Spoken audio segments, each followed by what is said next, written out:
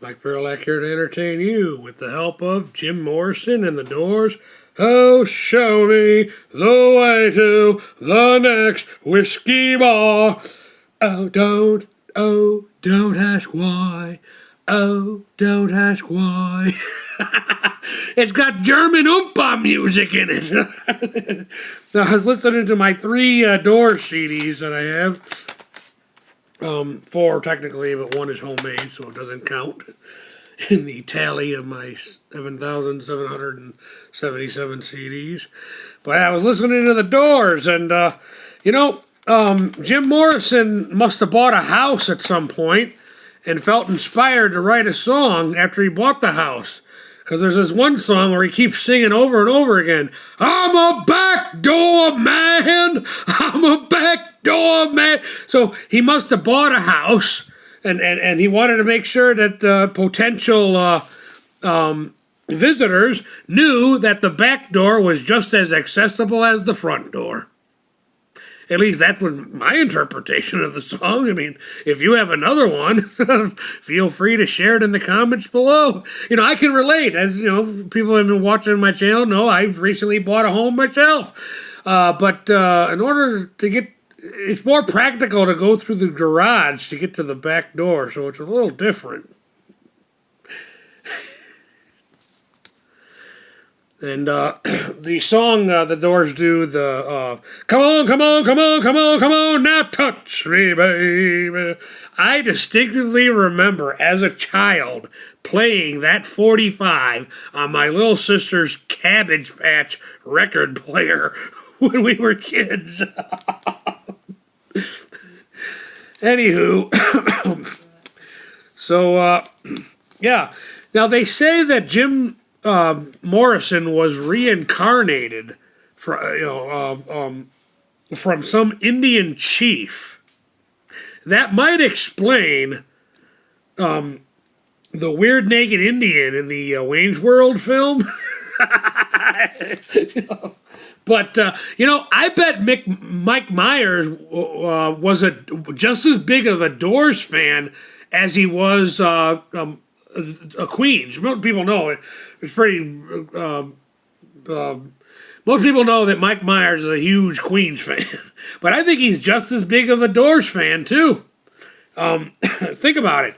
Get that L.A. Woman song that the Doors do. Get your mojo rising. Get your mojo rising, rising, rising. I gotta stop Dr. Evil. He's got my mojo. I think there's evidence to connect that Mike Myers was just as big of a Doors fan as he was a Queens fan. All right, that's it for the fun stuff. Now for the serious stuff. People in Gaza better check themselves before they wreck themselves.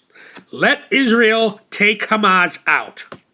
If this drags on, if it gets to the point where the U.S. must intervene, remember Hiroshima? Or as some people pronounce it, Hiroshima. Now you can say, oh, Mike Perlak, how dare you promote such death and carnage? Well, in my viewpoint, if you're a Biden voter, you are already partly responsible for a lot of human death and carnage. It was the Biden administration's half-assed pullout that left that $80 billion of our tax money, of our military supplies over there, that now Hamas is using.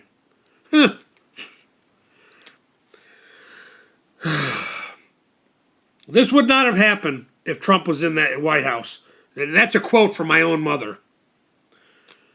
And if you don't see it, I'm sorry, but you suffer from mental retardation, like these college students and they're freaking protesting pro-Hamas.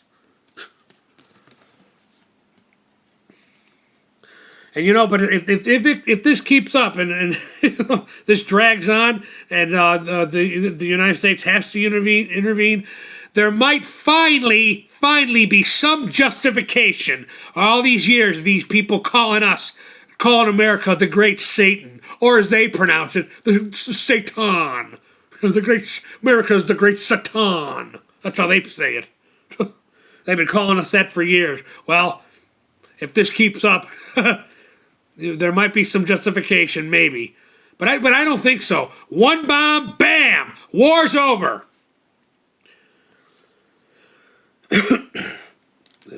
Once Trump is back in that White House, we get out of these damn wars. Our 401ks will go down initially, but then they'll skyrocket back up after we get back to America first, secure the border,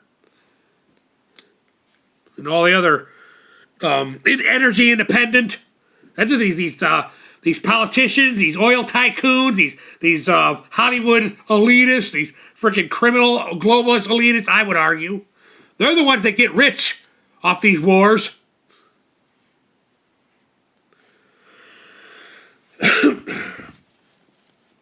But when Trump gets back in there, and if it comes to that, where we have to, Gaza, Trump will have my full support. War over, bam, one day.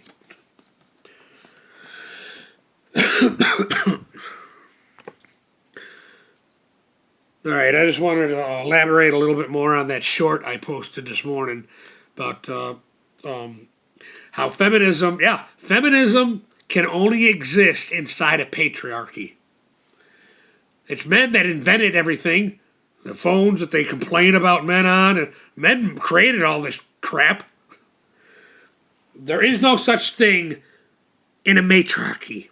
There's no such thing as freedom in a matriarchy, because women have to follow the leader. This is why it's more likely a woman will pass up on morale if that means getting security for herself. And yeah, the Democratic Party, as I stated in that video short, the Democratic Party is now divided because of this mess in the Middle East. That's one good thing. As long as the Democratic and this division is going to last at least a generation. Not because the Republicans are any better, but they are the lesser of two evils, and there's reason to hope with Trump at the front and center. All right, that's about it. I just wanted to mention one other thing. I'm right-hand. I've used the right part of my body most of my life, and I think that's why this is happening. Now, it's like my right part of my body keeps cramping up on me, especially my arm. Literally, it feels like a cramp in my forearm and bicep, in my right arm. And so I've been actually putting in the effort, and it's actually surprisingly not that difficult, of using my left hand more and more. And I can pretty much do most things. Things I would normally do with my right hand, I now do with my left hand. And I've surprised myself how easy the transition became. I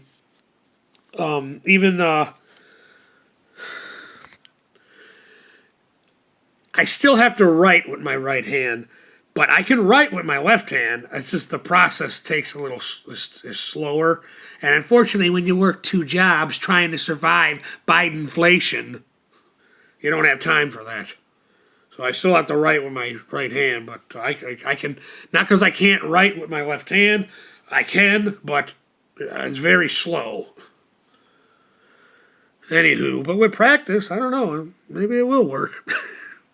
All right, that's enough. Mike Paralack, thank you for your time.